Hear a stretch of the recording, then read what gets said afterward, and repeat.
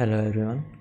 आज हम history of modern India का जो हमारा सेकंड चैप्टर का फाइनल पार्ट बचा हुआ था उसके बारे में डिस्कस करने वाले हैं। जो उसका टॉपिक रहता है social and economic condition of the people. तो उस टाइम के जो लोग थे उनकी जो कंडीशन थी सोशल और इकोनॉमिक कंडीशन, तो उसके बारे में इस चैप्टर के अंदर हम इस क्लास के अंदर हम पढ़ेंगे। उस टाइम के लोगों में क्या था ना, काफ़ी एक्सट्रीम पॉवर्टी थी, बहुत गरीब थे। और दूसरी तरफ जो रिच और पावरफुल नोबल्स थे, राजा थे, वो एक्सपीरियंस कर रहे थे काफ़ी लग्जरियस लाइफ। काफ़ी ठाट बाट से वो लोग रहते थे। कहने का मतलब जो गरीब थे वो काफ़ी ज़्यादा गरीब थे, और जो अमीर और जो राजा थे वो काफ़ी ज़्यादा अमीर थे। और एग्रीकल्चर की बात करें तो उस टाइम पे काफ़ी बैकवर्ड था। ठीक है, लोगों का मतलब जो एग्रीकल्चरल लैंड थी, ठीक है, वो इतनी उपजाऊ भी नहीं थी, लोगों के पास इतने रिसोर्सेज भी नहीं थे। तो काफ़ी हालत कई जगह पे बहुत बुरी थी। The Indian village were self sufficient and they import little and export more, which increase the foreign trade with European and Asian countries. तो इसमें क्या कहा गया है ना कि कुछ इंडियन विलेज इतने अच्छे थे कि वो सेल्फ सफिशिएंट थे। ठीक है, वो किसी पे निर्भर नहीं थे। वो काफ़ी कम चीज़ों को करते थे, इम्पोर्ट करते थे और एक्सपोर्ट करते थे, विदेशों में भेजते थे। वो काफ़ी ज़्यादा भेजते थे। लाइक कौन सी कंट्रीज़ में मोस्टली ट्रेड करते थे, यूरोपियन और एशियन जो कंट्रीज़ थी, वहाँ पे भारत से काफ़ी चीज़ों को एक्सपोर्ट किया जाता था।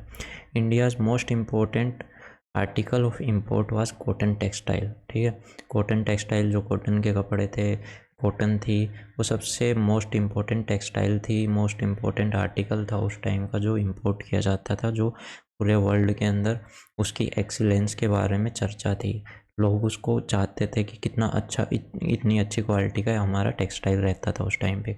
और टेक्सटाइल और एक्सपोर्ट के बारे में बात करें तो मोस्टली क्या क्या एक्सपोर्ट करते थे, सिल्क का फैब्रिक जो होता था, इंडिगो। ठीक है, इंडिगो, जो नील की खेती की जाती थी, ठीक है, जो नील था, इंडिगो, ड्रग्स, ओपियम और मैनी अदर स्पाइसेस, काफ़ी जो अलग अलग तरह के जो स्पाइसेस थे वो हम एक्सपोर्ट करते थे। अब ट्रेड के बारे में बात करें तो उस टाइम पे ट्रेड इफेक्ट क्यों हुआ था, उसके भी काफ़ी रीज़न थे। एक तो था due to high custom duties. अब क्या था ना, जो विदेशी भारत में आके ट्रेड करने की कोशिश करते थे, तो जो वेरियस स्टेट से जितने भी गुजरते थे, वो जो वहाँ के रीजनल राजा थे, जो भी राजा थे, वो उनसे कस्टम ड्यूटी लेते थे। और जैसे ही वो 2-3 स्टेट से निकलते तो उनकी कस्टम ड्यूटी काफ़ी ज़्यादा बढ़ जाती थी। इस वजह से जो चीज़ें बहुत महंगी होने लग गई थी, और जो ये फॉरेन ट्रेड को काफ़ी पीछे धकेल रहा था ये चीज़ें। और दूसरी है प्लंडरिंग। प्लंडरिंग जो लूट खसोट होती थी रास्ते के अंदर। फॉरेन इन्वेजन हो गया, फॉरेन इन्वेजन में नादिर शाह हो गए, अहमद शाह अब्दाली, जिन्होंने बार बार इंडिया पे आक्रमण किया था, अटैक किया था, है ना। और उसके बाद जो आपस के इनके झगड़े होते थे, वॉरफेयर, मराठा मुगल्स का, इसकी वजह से भी फॉरेन ट्रेड और इंटरनल ट्रेड जो आपस में होता था वो भी नहीं हो पाता था। करप्शन था काफ़ी ज़्यादा, जिनको भी ड्यूटी वगैरह पे रखते कि भाई आपको रेवेन्यू जनरेट करवाना है या आपको टैक्स की उगाही करवानी है, तो इलीगल तरीके से कहे जाने से भी ज़्यादा टैक्स लोगों से ले लेते थे। तो ऐसा करके करप्शन ज़्यादा हो जाता, तो लोगों के पास कुछ इतना बचता नहीं था। हम बात करते हैं एजुकेशन की। उस टाइम की एजुकेशन कैसी रही है, ठीक है। हायर एजुकेशन और spread all over the country and were usually financed by the nawab and raja. पूरे देश के अंदर हायर एजुकेशन उस टाइम पे काफ़ी ज़्यादा स्प्रेड हो रखी थी, और इसको फाइनेंस किसके द्वारा किया जाता था, जो वहाँ के रिच नवाब थे। ठीक है, रिच नवाब और जो भी राजा थे या फिर बड़े ज़मींदार थे, तो वो इस चीज़ को फाइनेंस करते थे कि भाई हाँ तुम लोग पढ़ो, फाइनेंस हम करते, पैसे हम देते हैं। अमोंग हिंदूज़ के बारे में बात करें तो it was based on Sanskrit and mostly confined to Brahmins. Hindus का ज़्यादा इंटरेस्ट किस में रहता था, संस्कृत में। और ये सबसे ज़्यादा किस में थी, कौन कन्फाइन करते थे, कौन ज़्यादा इस चीज़ को पढ़ते थे, वो थे ब्राह्मण्स।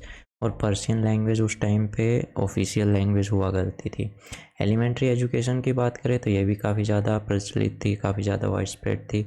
स्कूल्स बना रखे थे गाँव के अंदर। Very young students were taught reading, writing and arithmetic. तो जो भी काफ़ी एलिमेंट्री एजुकेशन के बारे में बात करें तो गांव-गांव के अंदर स्कूल्स बना रखे थे, जिसमें यंग स्टूडेंट्स जो यंग बच्चे होते थे उनको पढ़ाया जाता था, लिखना सिखाया जाता था, अरिथमेटिक के बारे में बताया जाता है, मतलब अर्थशास्त्र के बारे में, ठीक है। लेकिन ये भी मोस्टली कन्फाइन किस में रहता था, जो हायर कास्ट हिंदू होते थे, ब्राह्मण्स होते थे, राजपूत या फिर वेश्या। वेश्या बोले तो जो उस टाइम के जो बैंकिंग सेक्टर के जो लोग होते थे ना, उनको बोला जाता था। तो इन लोगों के जो बच्चे होते थे हायर कास्ट के, यही मोस्टली एलिमेंट्री एजुकेशन या फिर हायर एजुकेशन में जा पाते थे। बहुत रेयरली ऐसा होता था कि कोई छोटी जात का बच्चा या उनके जो बच्चे होते थे वो एजुकेशन ले पाते थे, पढ़ पाते थे। और गर्ल्स की बात करें तो girls were not allowed to gain education except the women of higher caste were exception. वही बात फिर से आ गई कि गर्ल्स को भी अलाउ नहीं किया जाता था पढ़ने को। और अगर जो पढ़ पाती थी वो केवल मोस्टली हायर कास्ट की जो लड़कियां होती थी, वुमेन्स होती थी, उन्हीं को एजुकेशन मिल पाती थी। अब सोशल और कल्चरल लाइफ के बारे में बात करें उस टाइम की, तो जो भी लोगों को डिवाइड कर रखा था, ठीक है, किसके बेस पे, रिलीजन के बेस पे, कि इसका रिलीजन क्या है, फिर उसका रीजन क्या है, कहाँ पे रहता है, मतलब साउथ में रहता है, नॉर्थ में रहता है, तो दोनों में काफ़ी डिफरेंस होता था। ट्राइब्स, उनकी ट्राइब्स क्या है, ठीक है, उनकी लैंग्वेज क्या, लैंग्वेज के बेस पे भी लोग काफ़ी बटे हुए थे। और फिर आ गया उनकी कास्ट क्या है, उनकी जाति क्या है। तो ये कुछ फैक्टर हैं जिनके बेस पे लोगों को डिवाइड कर रखा था। Caste system Ridgely divided people and permanently fix their place in social scale. जो भी उस टाइम का जो स्केल बना रखा, आई मीन टू से कि लोगों को बांट रखा था जातियों के बेस पे, कि इस जाति के लोग, ठीक है, इस रिलीजन, इस जाति के लोगों को हायर कास्ट है तो ये काम दिए जाएंगे, लोअर कास्ट लोगों को मोस्टली वो खेती करते थे या फिर, ठीक है, उनसे मजदूरी करवाई जाती थी। तो इस तरह से उनको बांट रखा था। इंटर कास्ट मैरिज दो अलग अलग जाति, ऊंची कास्ट या हायर कास्ट के लोगों को लोअर कास्ट के लोगों से शादी करने का परमिशन नहीं था, अलाउ नहीं करते थे। और इंटर कास्ट इंटर डाइनिंग भी अलाउ नहीं थी, आपस में बैठ के दो अलग अलग कास्ट खाना नहीं खा पाते थे, ऐसा करना अलाउ नहीं था। और अनटचेबिलिटी काफ़ी प्रचलित थी उस टाइम पे, छुआछूत। Caste regulation was strictly enforced by the caste councillor panchayats. अब जो कास्ट के जो रूल्स रेगुलेशन बना रखे थे हायर और लोअर कास्ट के लिए, तो वो किसके द्वारा बनाए गए थे, कास्ट काउंसलर्स, कुछ लोग होते थे, ठीक है, उनके द्वारा और पंचायत्स के द्वारा। अगर कोई उन चीज़ों को नहीं मानता तो उनको पनिश किया जाता था या फिर जात से निकाल दिया जाता था। फैमिली सिस्टम वाज पैट्रियार्कल, ठीक है, जो फैमिली का क्या सिस्टम था ना उस टाइम पे भी, कि जो घर का जो बड़ा सदस्य है, ठीक है, जो भी कोई मेल होता था, मोस्टली घर में उसी की चलती थी, उसी की परमिशन से सारे काम होते थे। Only few womens were able to got the opportunity to hold the administration like Ahilyabai Indore. बहुत ही कम ऐसी महिलाएं हो पाई हैं जिनको एडमिनिस्ट्रेशन को संभालने की अपॉर्चुनिटी मिली हो, मौका मिला हो, लाइक जैसे कि हो गया अहिल्याबाई जो इंदौर से थी। पर्दा पर्दा औरतों को पर्दा रखने के लिए बोला जाता था हायर कास्ट के अंदर, जो कि मोस्टली रहता था नॉर्दर्न स्टेट्स के अंदर। और उस टाइम की कुछ इविल कस्टम्स थी, इविल कस्टम, ठीक है, जो वहाँ के जो बहुत ही बेकार कस्टम कह सकते हैं हम, ठीक है, वो थे कि मैरिज के अंदर काफ़ी ज़्यादा एक्सपेंस किया जाता था, खर्चा किया जाता था, जैसे कि डोरी देना और बेहिसाब पैसा बहाया जाता था, ठीक है। ये कुछ रिवाज थे उस टाइम के। और कुछ दो great evils of that time वो सती एंड कंडीशन ऑफ विडो। जो सबसे दो घटिया काम होते थे उस टाइम पे, वो था सती प्रथा और दूसरा था जो कंडीशंस ऑफ विडो, ठीक है। सती के बारे में बता देते हैं। तो ये मोस्टली प्रिवेलेंट था किसमें, हिंदूज़ के अंदर। इसमें क्या होता था, जो भी विडो हो जाती थी, किसी कोई आदमी मर जाता था, ठीक है, तो उसकी जो वाइफ होती थी उसको भी उसकी बॉडी के साथ में जला दिया जाता था। और ये किस में ज़्यादा प्रिवेल था, किस में ज़्यादा होता था, राजपूत्स के अंदर होता था, जो बंगाल एरिया हो गया उसमें, और जो जितनी भी नॉर्दर्न स्टेट्स होगी उनके अंदर। विडोज़ की बात करें तो उनको दोबारा शादी करना अलाउ नहीं किया जाता था, ठीक है। उनको अलग से रखा जाता था, घर परिवार के उनके रिश्ते सारे ख़त्म कर दिए जाते थे और उनकी भी लाइफ काफ़ी दयनीय थी उस टाइम पे। Culturally India was growing at art painting in Hyderabad, Lucknow, Kashmir and Patna. तो अगर कल्चरली इंडिया काफ़ी ग्रो हो रहा था उसके अंदर आर्ट और पेंटिंग वगैरह के अंदर, जो मोस्टली हैदराबाद और लखनऊ, कश्मीर और पटना में देखी जा सकती हैं।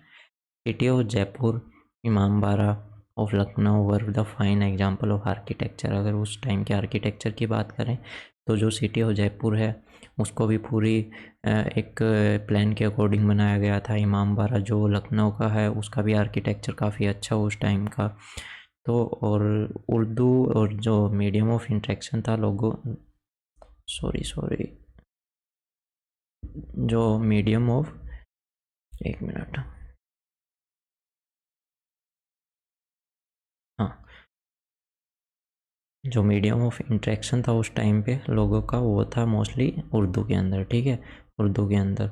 और उस टाइम पे रिवाइवल ऑफ मलयालम लिटरेचर का भी रिवाइव हुआ। क्यों हुआ? क्योंकि जो रूलर थे उस टाइम के, मार्तंडा वर्मा और रामा वर्मा और जो बाकी के और भी रीजनल राजा थे, वो काफ़ी ज़्यादा रुचि लिया करते थे किसमें, लिटरेचर के अंदर, जिसकी वजह से काफ़ी जो अलग अलग जो सब्जेक्ट्स रहे हैं, जो लैंग्वेज रही है, उनका रिवाइवल काफ़ी अच्छे से हुआ है। जैसे कि त्रावणकोर जो था वो कहाँ का सेंटर बन गया था, किस चीज़ के लिए, संस्कृत लैंग्वेज के लिए। जो संस्कृत के स्कॉलर्स थे वहाँ पे आके पढ़ाते थे। 18th century Kerala witnessed full development of Kathakali का काफ़ी ज़्यादा चलन हो गया था उस टाइम पे। किस टाइम पे? 18th सेंचुरी के अंदर। और ड्रामा और डांस का भी। अब बात करते हैं पद्मनाभपुरम जो पैलेस है उसके बारे में। It is a remarkable architecture and mural painting was constructed in 18th century. इसका जो आर्किटेक्चर वो भी काफ़ी अच्छा था और जो मुरल पेंटिंग्स हैं जो इसके अंदर कंस्ट्रक्ट की गई थी जो 18वीं सदी में। तो ये था जो भी हमारा चैप्टर का जो लास्ट पार्ट था, ये यहाँ पे कंप्लीट होता है। Social and cultural life was different according to the religion.